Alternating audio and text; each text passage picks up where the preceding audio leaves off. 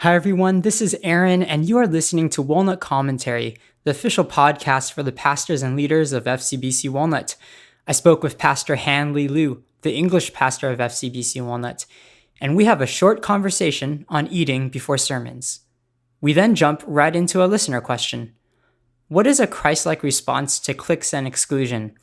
Is it to kindly point it out to encourage growth, like Jesus did with the Pharisees excluding and judging outcasts, or to accept it with grace as an inevitable consequence of the fall?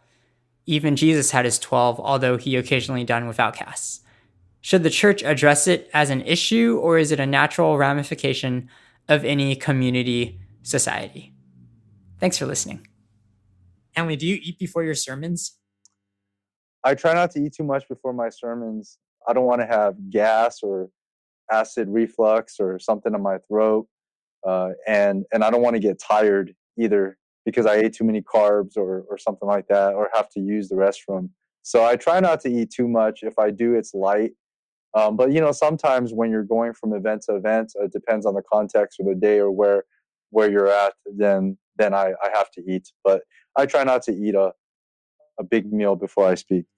We went to UCR recently, and you preached a sermon, but the sermon was like at 8:00 at night. Was that go time? Yeah, and you didn't eat anything. You didn't eat dinner. Yeah.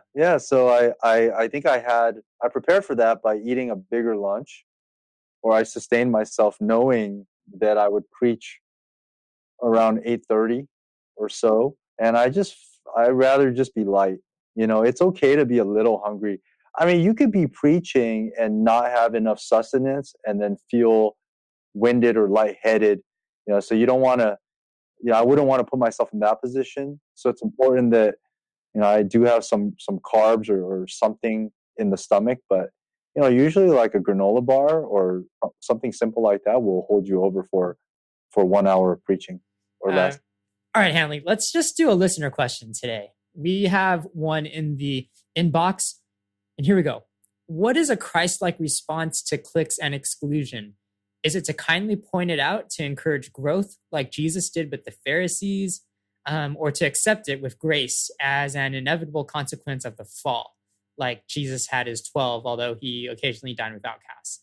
Should the church address it as an issue, or is it a natural ramification of any community/society? What is the definition of a clique or exclusion? If there truly is a clique where people are excluded from the body of Christ or from fellowship, it needs to be addressed. Pastors should be addressing, situations where if there are people wanting to get into fellowship or get into community, but they're not able to because they're actively being excluded, I think that needs to be addressed. Now, if people are unintentionally being excluded, I still think that you can have a friendly nudge from the pastor. And just recently in our church, I think, by God's grace, we've had newcomers come. And I know that for a season, it was difficult for newcomers to find open small groups for them to join. So we kind of been pushing for more open small groups and community groups. And so we're trying to address it in that way. But it really depends. So then my follow-up question to this individual or to anybody who would be asking this is a really good question. First, I think this person would acknowledge that in every organization, in every aspect of this world, there's going to be cliques and there's going to be some type of exclusion because there's sin, right? So the question mentioned, do we just accept it? I don't think you accept, you shouldn't just like let it go, but I think you accept that the cliques exist. And secondly, I would say, have you made an effort, right?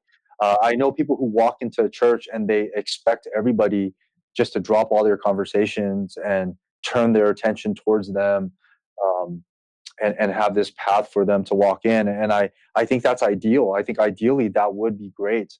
I think the smaller the church, sometimes people do recognize, oh, a newcomer, and they're able to go to you.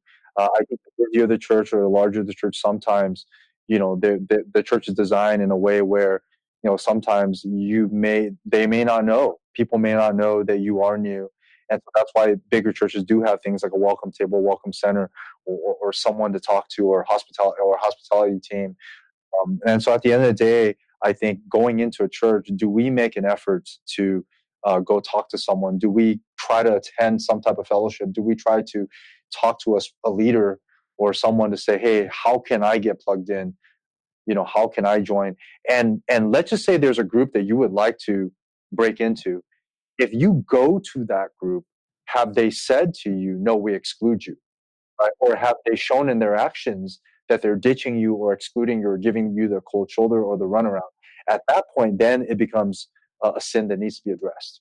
Right?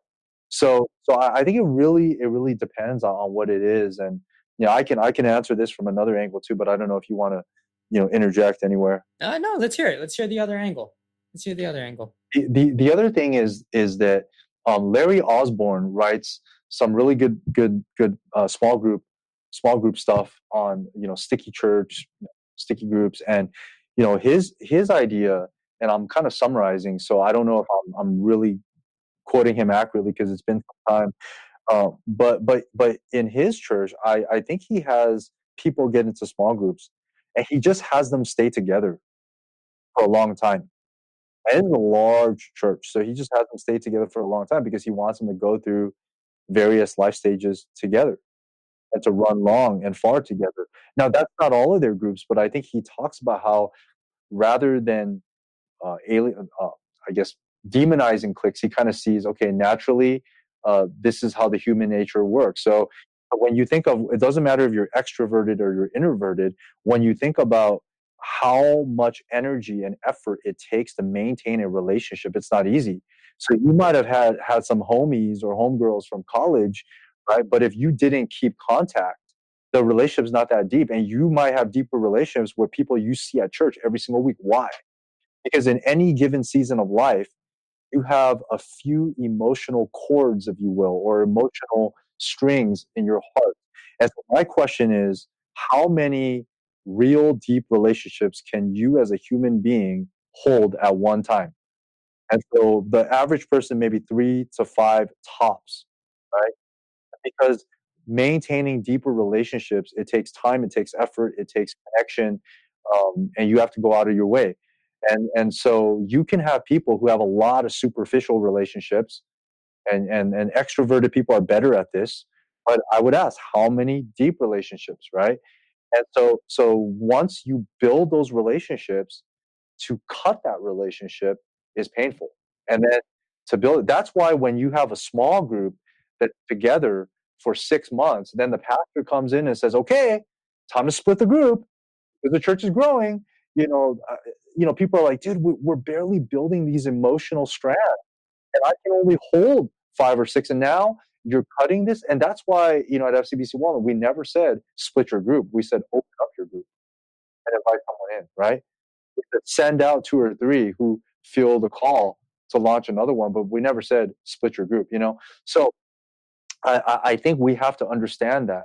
And I think the person sometimes when they're asking questions about cliques, I don't know if they thought through this for themselves, right? And so I think when you talk about people with busy lives and they come to church on Sunday and they see their friends, the 5 or 6 that they have those deep relationships with, and you see those conversations happening, when you see them go on vacation together, when you see them go eat together, are they truly excluding people? Are they intentionally excluding people? Now, if someone wanted to break in and they said no, that's a sin that needs to be dealt with. Right? And I call it a sin because the New Testament talks about hospitality, it talks about exclusion, it talks about favoritism. Okay, but we have to ask: is this really favoritism, exclusion, or is this natural human limitation in life? And so I do think the churches have to do a better job of creating more groups, more small groups, more community groups for more people to find, this deep relationship so that nobody's excluded from experiencing the family of God. Wow. Yeah. Thank you, Hanley. Thank you. And I appreciate your, I guess, your sensitivity to this, but also, I guess, the precision on how you want to get this one answered. Thank you, man. Thank you. Yeah. Thanks, Pastor Hanley. And thank you, everyone, for listening to our podcasts here at FCBC Walnut. Thank you also for the listener questions. We appreciate the detailed and also personal questions that you send to us. Don't forget to subscribe to Walnut Weekly, our social media email newsletter. We deliver fresh resources for free and provide peeks behind the scenes from the social media ministry of FCBC Walnut. Subscribe today to stay up to date so you never miss out. Find the link in the show notes, but you can also find the link under the resources menu on our website at fcbcwalnut.org.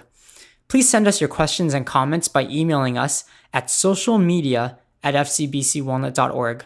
We want this podcast to be useful and beneficial, but also fun and interactive for our listeners. So if you see us around in person, please let us know you listen and feel free to give us critique, comments, or questions. For more episodes, you can visit our archive at walnutcommentary.tumblr.com, and you can subscribe to our official podcast feed on YouTube, Spotify, or your favorite podcast player. Just search for FCBC Walnut. You will receive our latest sermons, podcasts, and more. For more info about our church, visit us online at fcbcwalnut.org. Thanks. See you soon.